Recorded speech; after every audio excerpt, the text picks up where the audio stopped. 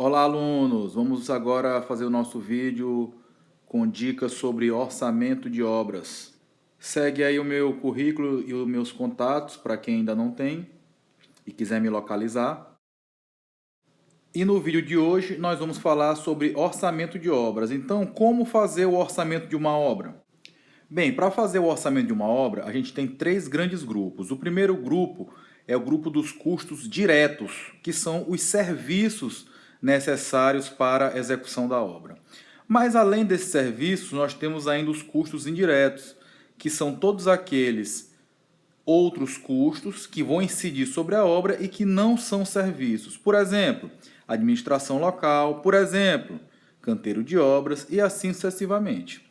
E, além desses dois, dos custos direto e do indireto, nós temos ainda o famoso BDI, que trata-se do lucro, dos impostos e de algumas despesas de difícil mensuração, como, por exemplo, risco, administração central, seguros e garantias, despesas financeiras.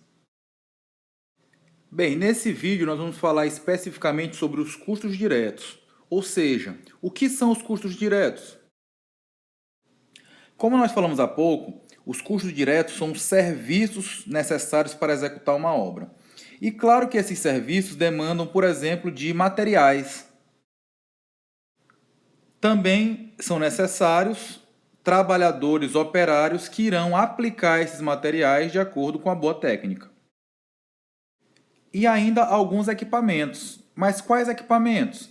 Aqueles que estão diretamente relacionados a um serviço especificamente, como, por exemplo, a betoneira para o serviço produção de concreto ou produção de argamassa.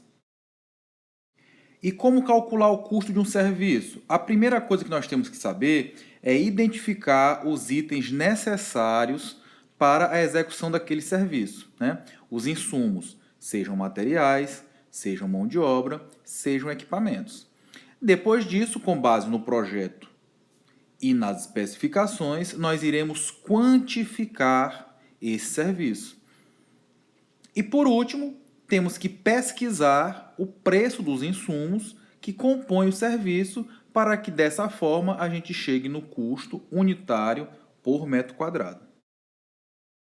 Os quantitativos de insumo de cada serviço nós podemos obter ou com levantamento em loco ou ainda utilizando as fontes de composições unitárias, como por exemplo SINAP, TCPO, o ORCE, a CEINFRA do Ceará, ou em caso de obras rodoviárias, o ciclo do DENIT. Mas é importante lembrar que os coeficientes mais confiáveis são obtidos fazendo levantamentos em loco.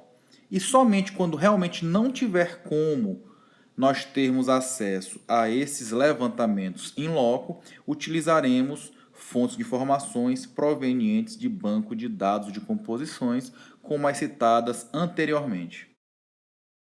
Nós vamos agora mostrar um exemplo de como fazer um levantamento de insumos de um serviço em loco.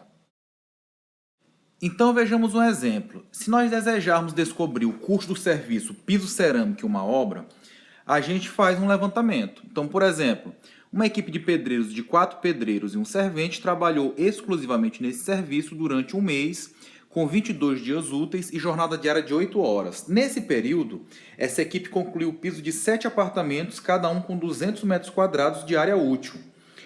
Foram consumidos 1.250 caixas de piso cerâmico, sendo que cada caixa tinha 1,2 metros quadrados de revestimento, e ainda 510 sacos de 15 kg de argamassa, a C3.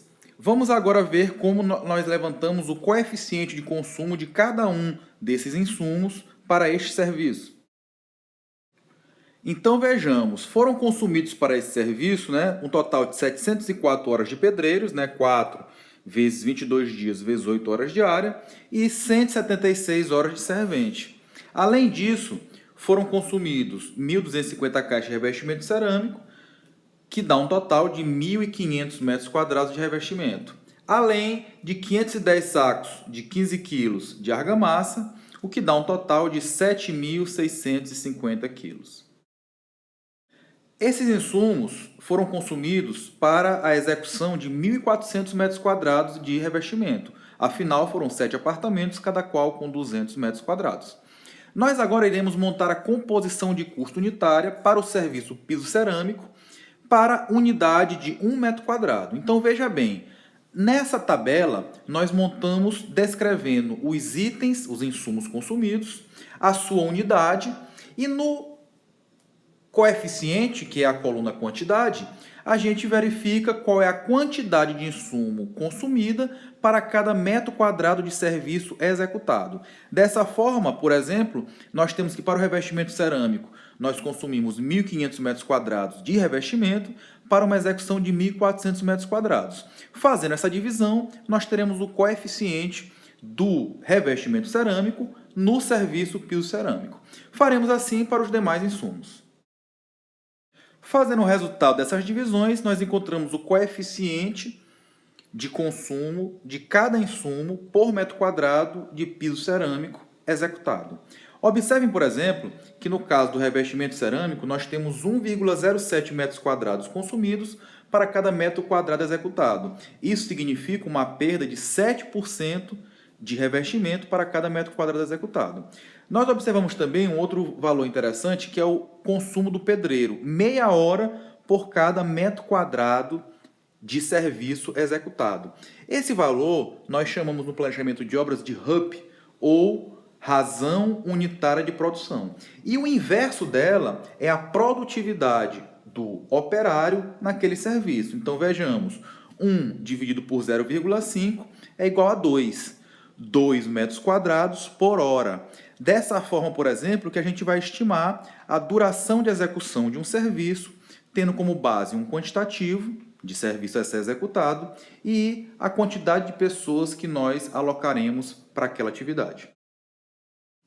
Com base nesses coeficientes, basta que a gente faça agora a pesquisa do preço de cada insumo e a gente vai obter o valor total, o custo unitário, por metro quadrado de serviço de piso cerâmico executado. Observe que revestimento cerâmico e argamassa C2, por serem materiais, são pesquisadas, nas lojas de materiais de construção ou, dependendo do volume de serviço, nos seus distribuidores ou fabricantes. Já os operários, pedreiro e servente, a gente tem que pesquisar os valores nos acordos coletivos, nas convenções coletivas de trabalho, que acontecem anualmente entre os patrões e os empregados do setor da construção civil.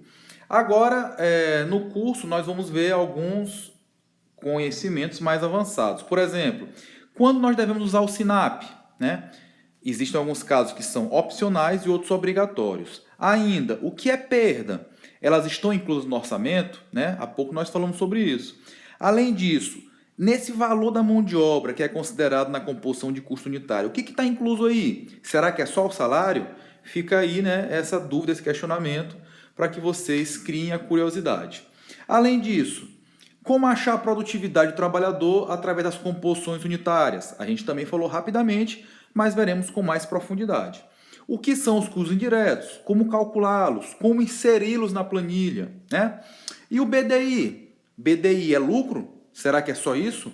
Como calcular o BDI? Existem fórmulas? Existem normas que falam sobre isso? Como fazer o orçamento para uma licitação? Tem uma série de regras que nós temos que seguir, leis e acordos do Tribunal de Contas da União para que a gente não tenha problemas. E também a relação indissociável entre orçamento e planejamento.